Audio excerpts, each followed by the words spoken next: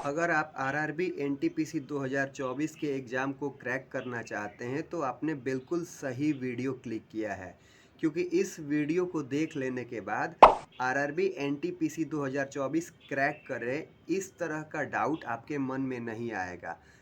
क्योंकि इस वीडियो में मैं एक स्टेप बाय स्टेप प्रोसेस बताऊंगा, जिसको फॉलो कर लेने के बाद आप आरआरबी एनटीपीसी में काफ़ी अच्छा करोगे। और वीडियो को शुरू करने से पहले आपसे एक चीज़ कहना चाहूँगा कि इस चैनल पे मैं बहुत ही हेल्पफुल एंड इन्फॉर्मेटिव वीडियो को अपलोड करते रहता हूँ, और आपका एक सब्सक्राइब करना हमें प्रोत्साहित करता है कि ज़्यादा से ज़्यादा वैल्यूएबल कंटेंट क्रिएट किया जाए। तो आप पहली बार इस चैनल पे आए हो तो सब्सक्राइब ज़रूर करना। अब बिना टाइम वेस्ट किए टॉपिक पे आते हैं कि हम एग्ज़ाम कैसे क्रैक कर पाए, कैसे राइट डायरेक्शन में पढ़े, कैसे सही स्ट्रेटजी के साथ पढ़े। तो देखिए, पढ़ते तो सब लोग हैं लेकिन सिलेक्शन कुछ ही लोगों का हो पाता है। यानी कि उन लोगों में एक चीज़ डिफरेंट होता है, क्योंकि उनकी स्ट्रेटजी सही होती है।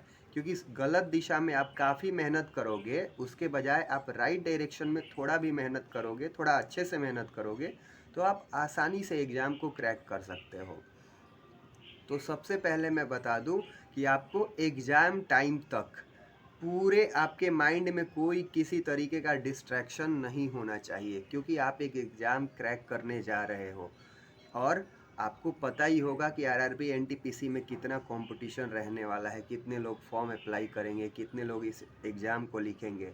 तो आप में कुछ डिफरेंट होना चाहिए, आप में कुछ यूनिक क्वालिटी होनी चाहिए जो कि एग्ज़ाम आपको क्रैक कराएंगी। अगर बाकी सब भी डिस्ट्रैक्ट हो रहे हैं और आप भी होंगे तो फिर कोई फ़ायदा नहीं होने वाला। तो बिना टाइम वेस्ट किए टॉपिक पे आते हैं कि सबसे पहले आपको क्या करना होगा कि आपको एज सून एज पॉसिबल एक बार सिलेबस को आपको कंप्लीट कर लेना है। सिलेबस को कंप्लीट करने का सेंस कि सिलेबस आपका पूरा कंप्लीट कभी नहीं हो सकता, कोई ना कोई टॉपिक छूट ही जाएगा, लेकिन आपको लगभग लगभग सिलेबस कंप्लीट कर देना है। लगभग हटा के मैं बोलूँ तो आपको लगभग 80-90% सिलेबस कवर कर लेना है।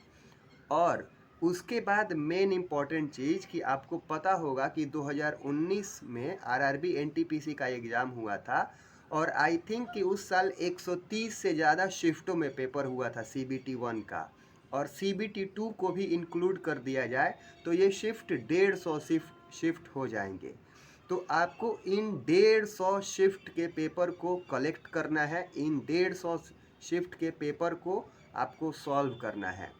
अच्छा, आपके मन में ये सवाल आ रहा होगा कि ये 150 शिफ्ट ही क्यों?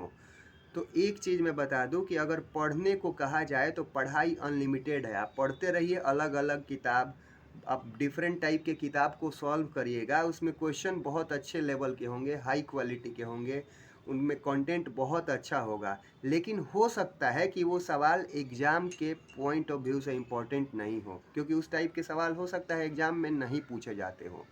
लेकिन इन सब के बीच सबसे अच्छा विकल्प माना जाता है प्रीवियस ईयर क्वेश्चन पेपर। तो आपको पिछले साल के 150 शिफ्ट के पेपर को लेना है और उनको सॉल्व करना है।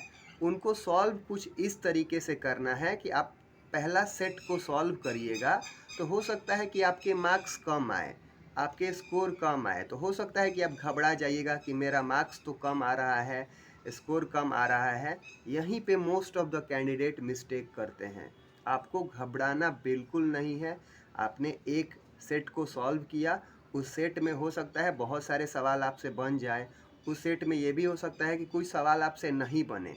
तो जो सवाल आपसे नहीं बन रहे हैं उसका डिटेल से एनालिसिस करना है, सॉल्यूशन करना है इस टाइप से कि अगर वो सवाल या उस टाइप का सवाल डेटा डिजिट बदल के भी फ्यूचर में कभी मिले तो वो छूटना नहीं चाहिए, वो गलत नहीं होना चाहिए।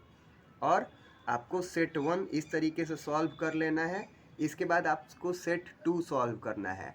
सेट 2 में भी यही सिनेरियो होगा कि कुछ ज़्यादातर सवाल आपसे बन जाएंगे और इसमें भी कुछ सवाल आपसे छूटेंगे, नहीं बन पाएंगे, गलत हो जाएंगे। तो उनको आपको अच्छे से एनालिसिस कर लेना है, उसका सॉल्यूशन कर लेना है। जब बिल्कुल नहीं समझ में आए तो रट लेना है। जी हाँ, उस क्वेश्चन के आंसर को भी रट लेना है। आप चाहे वो मैथ्स के ही सवाल क्यों ना हो, उसको रट लेना है। बहुत सारे लोग बोलेंगे कि क्या भैया मैथ्स याद किया जाता है? तो देखिए, एक बात मैं बता दूं कि आपको ज्ञानी नहीं बनना है, आपको एक नौकरी लेके निकलना है, और नौकरी लेने के लिए याद करना पड़ता है। एग्जामिनर को कोई फ़र्क नहीं पड़ता कि आपने ऑप्शन आंसर कैसे टिक किया है, याद करके किया है या थॉरोली सॉल्व करके किया है, बस आपका ऑप्शन सही होना चाहिए। तो आप 2 सेट सॉल्व कर लिए, फिर 3 सेट सॉल्व करोगे, 4 सेट सॉल्व करोगे।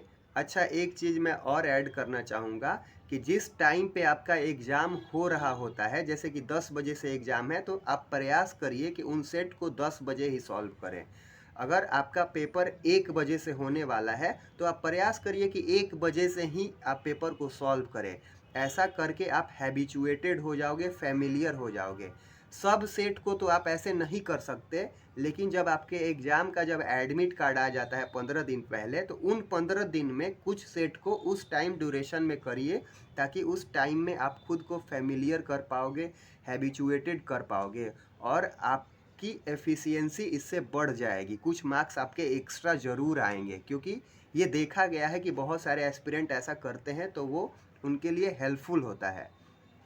अब मैं बता दूं कि आप जब 2 सेट सॉल्व करोगे, 3 सेट सॉल्व करोगे, 4, 5, 10, 20, 25 सेट तक पहुंचोगे, तो लगभग आपको क्लैरिटी मिल जाएगा कि एग्ज़ाम में किस तरीके के सवाल पूछे जाते हैं।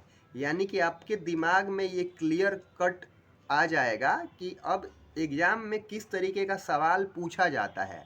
साथ ही आपका कोई सेक्शन मिस नहीं होगा, यानी कि किसी सेक्शन पे बहुत ज़्यादा टाइम लग जाते हैं, कुछ सवाल छूट जाते हैं, तो 20-25 सवाल के बाद आपके सवाल छूटने कम हो जाएंगे, और आप लगभग लिमिटेड टाइम ड्यूरेशन में पेपर को अच्छे से देख लीजिएगा।